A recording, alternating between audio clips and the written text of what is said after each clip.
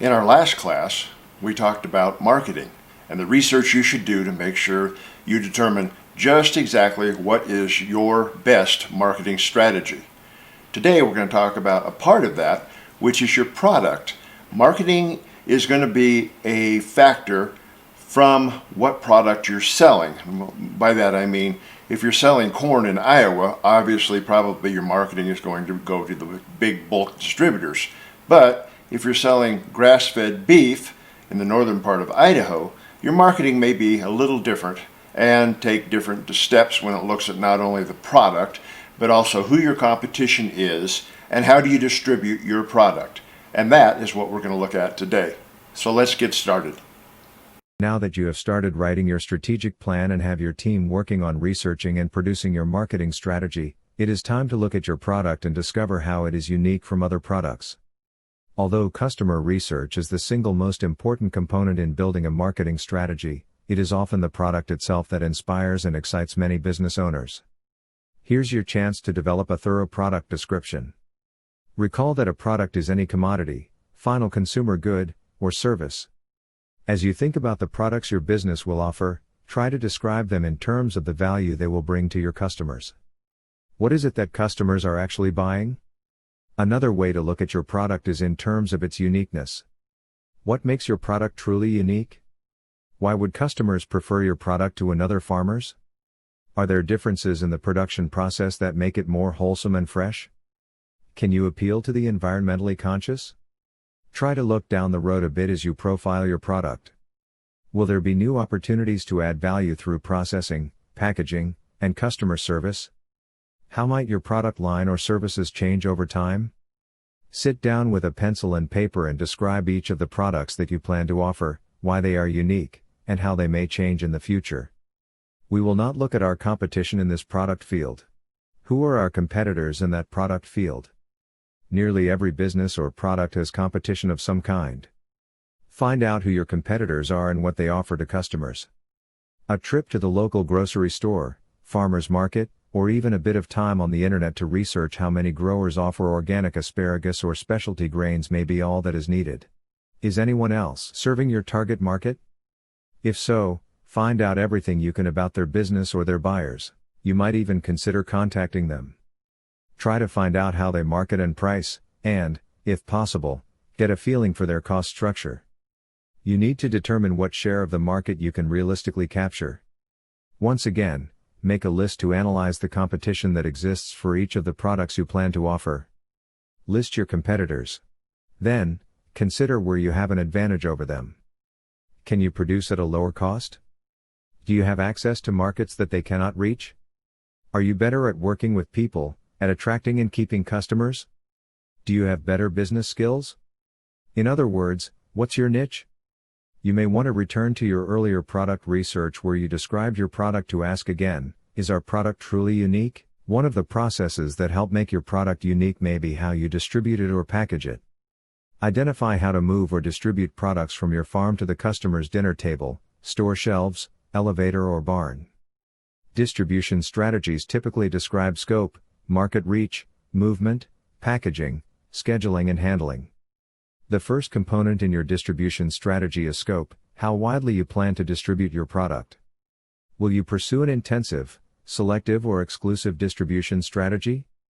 Intensive product distribution typically involves widespread placement of your product at low prices. Your aim is to saturate the entire market for your goods. This strategy can be expensive and very competitive. Large-scale manufacturers or businesses that market nationwide often employ this method. Selective product distribution involves selecting a small number of intermediaries, usually retailers, to handle your product. For example, if you plan to produce an upscale product, such as gourmet cheese, you may want to be selective about the stores that stock your product, choosing only those retailers who offer other gourmet, high-quality products. Selective distribution offers the advantages of lower marketing costs and the ability to establish better working relationships with customers and intermediaries. Exclusive distribution is, in effect, an extreme version of selective distribution. In this case, you grant exclusive stocking rights to a wholesaler or retailer. You agree not to sell to another buyer. In exchange, You might demand that the retailer stock only your farm salad greens, milk, meat or cheese. You may work closely with a retailer to set market prices, develop promotion strategies, and establish delivery schedules. Exclusive distribution carries promotional advantages, such as the creation of a prestige image for your product, and often involves reduced marketing costs. On the other hand, exclusive distribution may mean that you sacrifice some market share for your product. The most common distribution strategies or channels for moving your product to the final customer are direct marketing and intermediary marketing. Traditionally, farmers have been positioned at the bottom of the distribution channel, offering a bulk commodity that required further processing or packaging before it could be sold to customers. Distribution intermediaries, such as brokers and cooperatives, were seen as the only option for moving products from their farm to the final customer. However, a growing number of farmers today are doing their own processing, packaging and delivery. This adds value to their raw product and helps them to retain a greater share of the profit. As a result, farmers have expanded their distribution strategies to include direct marketing, selling consumer goods such as goat cheese, bundled fruit trees, or bottled milk directly to the final customer. If you choose to direct market, consider all your options. Think about the investment required, marketing and labor costs, pricing options, grower liability, and barriers to entry. Service providers also distribute directly to customers. In this case, it might be from an office, via fax, or on-site at the customer's home or business. While direct sales can be a profitable strategy for the individual grower, they generally can be costly in terms of time. You often take on wholesaler responsibilities such as grading and packing when direct marketing. The majority of consumer goods reach grocery stores or restaurants through some type of intermediary. Intermediaries are businesses that help buy, sell, assemble, store, display and promote your products. They can help you move your product through the distribution channel. Intermediaries include retailers, wholesalers, distributors, brokers and cooperatives. If your distribution strategy includes sales to retailers or wholesalers, you will need to conduct substantial research.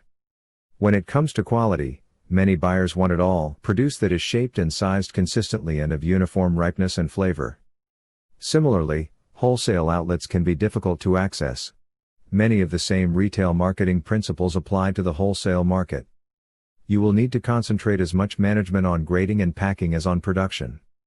Lastly, and perhaps most importantly, you will need to prove to your buyer that you are a dependable and consistent source of high-quality product. If one of your distribution alternatives includes the wholesale market, you may want to begin your research by contacting local grocers and restaurants to find out who supplies their produce and other food products.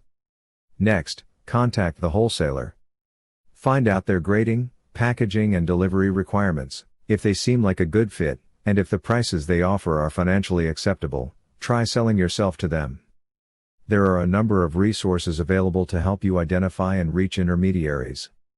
One of the best resources is the Cooperative Grocer Online.